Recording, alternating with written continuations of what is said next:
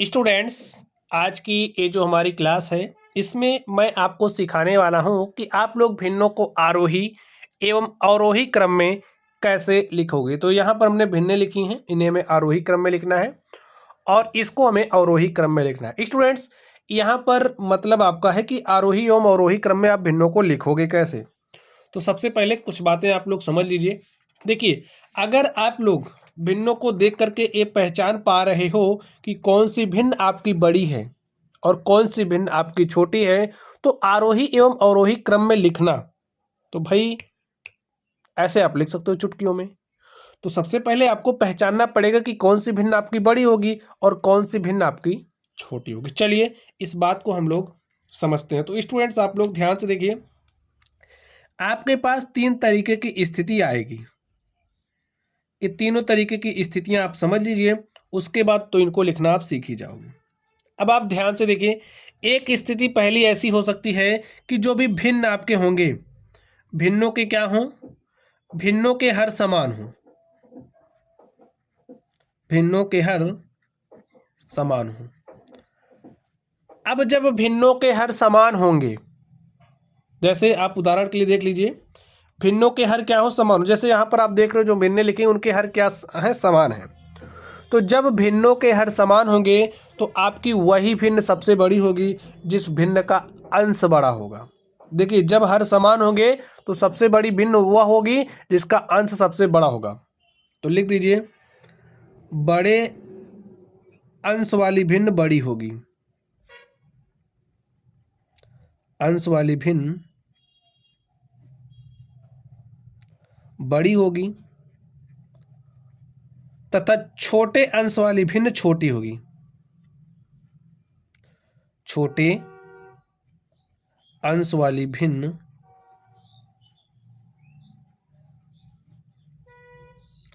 छोटी होगी। अब जब भी आपके पास इस तरीके की स्थिति आ रही है कि भिन्नों के हर समान हो, तो आप आसानी के साथ पहचान पाओगे कि कौन सी भिन्न आपकी बड़ी है और कौन सी भिन्न आपकी छोटी है। चलिए यहाँ पर आप पहचानिए। देखिए, हमें इसे अवरोही क्रम में लिखना है। अवरोही क्रम का मतलब क्या होता है, सबसे पहले आप लोग सबसे बड़ी भिन्न लिखोगे, फिर उसके बाद उससे छोटी, फिर उससे छोटी, फिर उससे छोटी, अंत में सबसे छोटी, ऐसा ही लिखते हो, यानी कि घटता हुआ क्रम। तो अब इसमें आपको पहचानना है कि आपकी सबसे बड़ी भिन्न कौन सी है। यही बात है, पहले नंबर पर आप किसको रखोगे। तो मैंने क्या कहा, जिस भिन्न का जब हर समान हो, देखिए सबके हर समान है ना, तो जिसका अंश बड़ा होगा वो भिन्न बड़ी होगी। तो अंश किसका बड़ा है, देखिए 8 बड़ा है कि 9, 9 बड़ा है, तो सबसे बड़ी भिन्न आपकी 9/5 हो गई। अब 9/5 से छोटी देखिए आपकी 8 है, तो 8/5 हो जाएगी। फिर 8/5 से छोटी आपकी 3/5 है, और सबसे छोटी आपकी 1/5 है। तो प्यारे साथियों, देखिए जब इस तरीके से होगा तो चाहे आप इसे आरोही क्रम में लिखना हो, चाहे आपको अवरोही क्रम में लिखना हो, आप लोग आसानी से लिख ले जाओगे। हमने अवरोही क्रम में लिख दिया, इसे आरोही क्रम में लिखना होगा तो कैसे लिखोगे, लिख करके दिखा दें। चलिए, अगर इसे आपको आरोही क्रम में लिखना है तो सबसे पहले आप क्या लिखोगे, सबसे पहले सबसे छोटी वाली। तो सबसे छोटी जिसका अंश छोटा वो सबसे छोटी। तो यहाँ पर 1/5, 1/5 से बड़ी क्या है, 3/5, 3/5 से बड़ी है 8/5, और आपकी सबसे बड़ी है 9/5। ऐसे लिख सकते हो। तो मुद्दा ये है कि छोटी बड़ी आप पहले पहचानना तो सीखो। तो जब हर समान होंगे तो आप लोग पहचानना सीख गए, ठीक है, हर समान होने वाली स्थिति में। चलिए, अगली स्थिति क्या हो सकती है, जब भिन्नों के अंश समान हों, ठीक है, भिन्नों के अंश समान हों। स्टूडेंट्स, जब भिन्नों के अंश समान होंगे तो इस स्थिति में क्या होगा, आप मेरी बात को ध्यान से सुनिए। जब अंश समान होंगे, जैसे यहाँ पर देख लीजिए, एक एग्जाम्पल है यहाँ पर, देखिए सबके अंश समान हैं। तो जब भिन्नों के अंश समान होंगे, जिस भिन्न का हर सबसे छोटा होगा वो भिन्न आपकी बड़ी होगी, ठीक है। देखिए, हर छोटा जितना हर छोटा होगा, सबसे हर छोटा होगा तो आपकी भिन्न सबसे बड़ी होगी, ठीक है। हर छोटा होगा तो भिन्न आपकी बड़ी होगी, और अगर हर बड़ा है तो भिन्न आपकी छोटी हो जाएगी। समझ गए आप? अब इसे आपको आरोही क्रम में लिखना है तो आप लिख दीजिए। कैसे लिखोगे, ध्यान से देखिए। आरोही क्रम का मतलब क्या होता है? आरोही क्रम का मतलब होता है बढ़ता हुआ क्रम। सबसे पहले आप सबसे छोटी संख्या लिखोगे, फिर उससे बड़ी, फिर उससे बड़ी, फिर उससे बड़ी, लास्ट में सबसे बड़ी, ऐसे लिखते हो। तो अब यहाँ पर आपको पहचानना है कि सबसे छोटी भिन्न आपकी कौन सी है। पहचानो। कैसे पहचानोगे? देखिए मैंने क्या कहा, जब हर बड़ा तो भिन्न छोटी, तो किसका हर सबसे बड़ा है? इसका हर सबसे बड़ा है भाई, 5 है, यहाँ 3 है, तो हर तो यही बड़ा है। तो जिसका हर बड़ा होगा वो भिन्न आपकी छोटी हो जाएगी। तो सबसे छोटी क्या है? 7/5 है। 7/5 से बड़ी 7/3, 7/3 से बड़ी 7/2, और 7/2 से बड़ी 7/1, यानी कि 7 आपकी सबसे बड़ी है। तो आरोही क्रम में आपने लिख लिया। अगर हम इससे कहें आपको अवरोही क्रम में लिखना, तो आप अवरोही क्रम में भी लिख ले जाओगे, क्योंकि अब तो बड़ा छोटा पहचानना आपने सीख ही लिया है।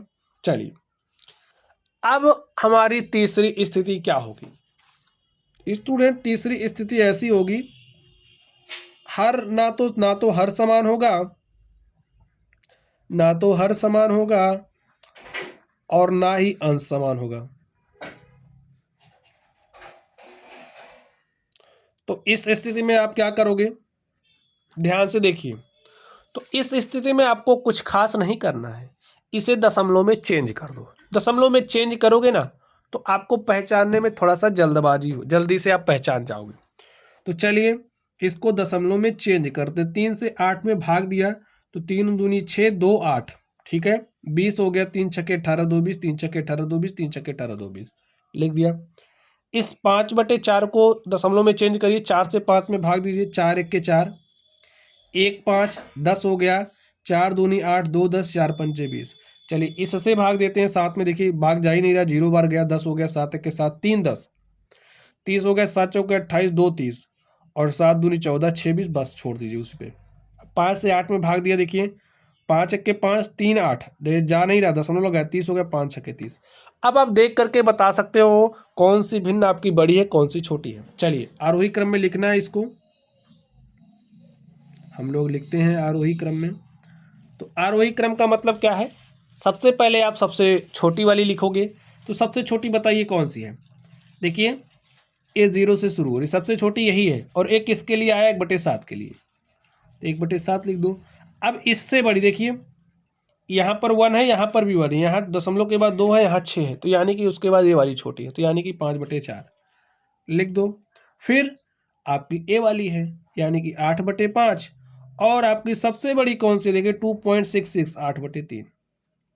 तो प्यारे साथियों, मैंने आपको सिखा दिया कि भिन्नों को बड़ा छोटा कैसे पहचानोगे, और जब आपने बड़ा छोटा पहचानना सीख लिया तो आरोही एवं अवरोही क्रम में आप लिखना सीख जाएंगे। तो चलिए उन तीनों स्थितियों को आप लोग ध्यान में रखना है। और चलिए आपको एक होमवर्क दे दूं, आप लोगों को इसे आरोही एवं अवरोही क्रम में लिखना है, और अपने आंसर्स को 1 2 3 करके कमेंट बॉक्स में कमेंट करना है। चलिए आप लोग पढ़ते रहिए। Thank you.